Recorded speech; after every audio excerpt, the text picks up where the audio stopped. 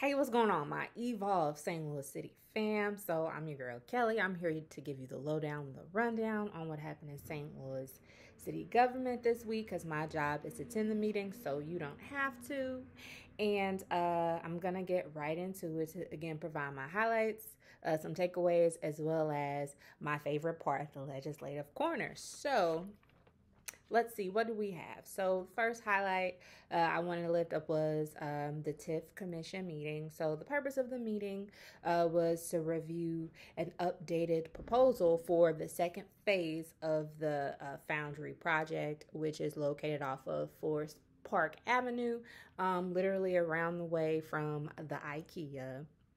And so basically, there are like four phases in total to this project. The second phase is going to add residential units, so apartments, like over 200 for sure at market rate. And market rate, we talking over a grand a month, y'all. Yeah, I can't afford it. So anyway, so again, so the TIF Commission is an acronym for tax increment financing. So we're talking about tax incentives, y'all, for development projects. And so this project is requesting about $18 million in the tax abatement in the TIF, which is roughly 12% of the total project costs. So over a 20-year period, the city of St. Louis will get about $12 million in revenue from the project, and the St. Louis Public Schools will get about $13 million, again, over a 20-year period. But the plot twist, this is the plot twist. And I was like, oh, okay. So the developer has agreed to contribute $1.8 million to the St. Louis Affordable Housing Trust. And then specifically, this will be utilized again to support programming in affordable housing in the Forest Park Southeast neighborhood, as well as on the north side. Y'all, this ain't never happened in the history of the city of St. Louis when we're talking about these developers. So they worked with the alderwoman, in that ward, who's Alderwoman Peel, the mayor's office. This ain't never happened. So this is huge. So there was a little bit of back and forth about the proposed plans, issues with, folks not really seeing all of the numbers and the information, which posed to be a bit of a problem, saying, hey, y'all, this is a pie in the sky. Y'all think y'all gonna get all this money back in 13 years. Is that realistic? I don't know. And then also there were folks representing the St. Louis Public Schools Board of Education expressing their concerns with them, getting that coin, right, in revenue to support the district. We talking like 20 years. It's a long time. So there was, again, some discussions, but overall, the TIF Commission, they did vote to move forward with a favorable recommendation for the change in their proposal. So the next stop with that is, you got it, the Board of Aldermen.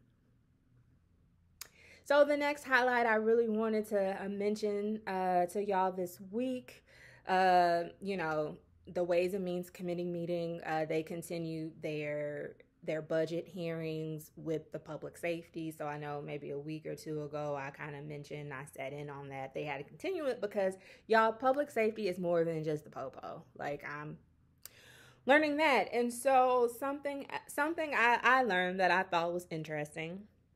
So the buildings division, apparently they generated like, I don't know, $1 billion in revenue, billion with a B, because of costs associated with construction permits, all of that. But they still have limited capacity to implement their programs, to make sure buildings are up to code, because they ain't got enough staff. That was interesting. And then another thing, the corrections department. So as everyone knows, the workhouse is slated to close July 1, y'all.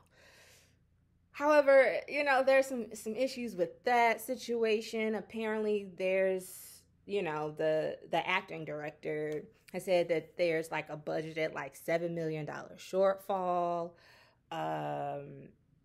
And I don't know, they're kind of working out some things as far as really like thinking about, where some of these detainees are going to go. And then also, if they're going to be going to the city jail, right?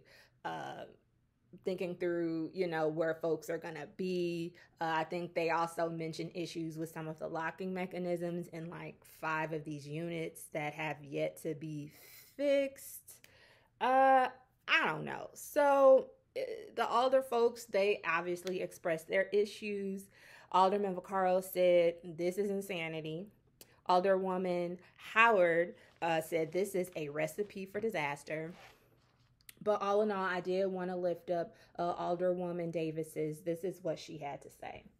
We need to step back and make sure when there's a change, there has to be a plan. And I don't hear that. I voted for and supported the closing of the workhouse, but for there to be a plan in place before it's closed. So, yeah, y'all, we'll see what happens with that. But I know tomorrow morning, the Ways and Means Committee, they will be meeting, yes, on a Saturday at 10 a.m., I believe, and they will be listening to public comments. So if y'all have things you want to say about certain areas of the budget, head to the City of St. Louis's website where you can sign up to provide your comment. You have until 7 a.m. tomorrow to do so if that's something that you want to do. And then the last highlight I wanted to lift up was the Stimulus Advisory Board.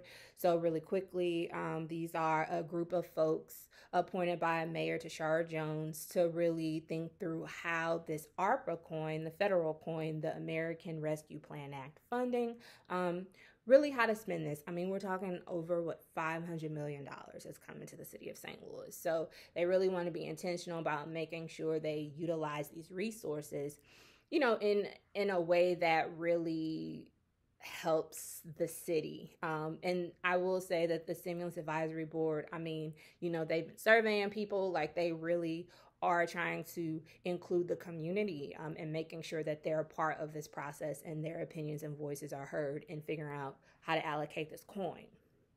So I did want to lift up, they released their recommendations regarding how, maybe the first $68 million that will come to the city, how it should be spent. Again, these are suggestions, so it's just suggestions. But again, based off of the surveys, they had a public hearing session yesterday evening as well to hear what St. Louis City residents had to say. So here are the suggestions that were released concerning 6 priority areas. So priority 1, critical health needs. We're talking $9.6 million. Priority 2, housing assistance, roughly $17.9 million. Priority 3, support for unhoused neighbors. That's $13 million. Priority 4, economic relief. That's $14.5 million. Priority 5, youth jobs and programming, roughly $4.6 million. Priority 6, expanding internet access, that's $6 million. And then administrative costs, $2.3 million. So again, their suggestions, and they are going to continue to really engage the community to make sure that community voices are heard and incorporated in this process. So the last thing I really wanted to lift up was a legislative corner, because this is my favorite. This is my favorite part of the thing. If you can't tell, it's my favorite part of the in case you missed it. So there was some interesting legislation proposed, and I'm going to get to it. Board Bill 43 was introduced by Alderman Page. If passed, approves a blighting study and redevelopment plan for the 1428 Warren Street and 2514 Blair Avenue redevelopment area.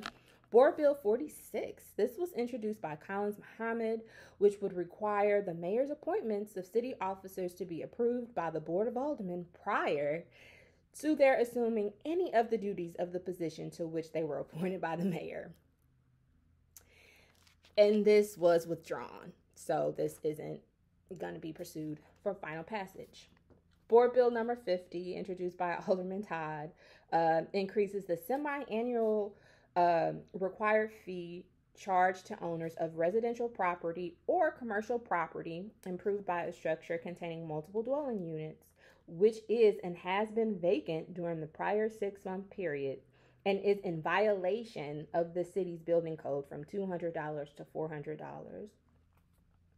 Additionally, the term owner is expanded to specifically include private entities and public corporations such as the Land Reutilization Authority of the City of St. Louis, aka LRA, y'all.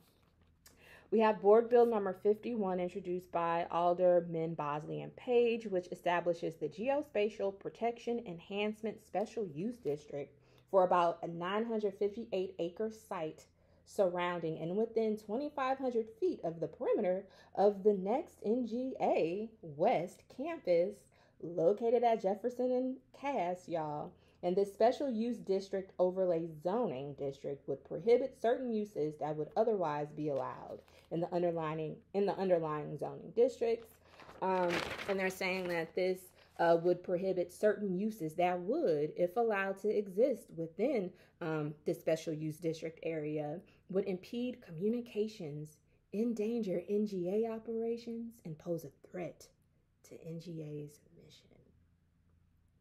So that's all I have for you this week.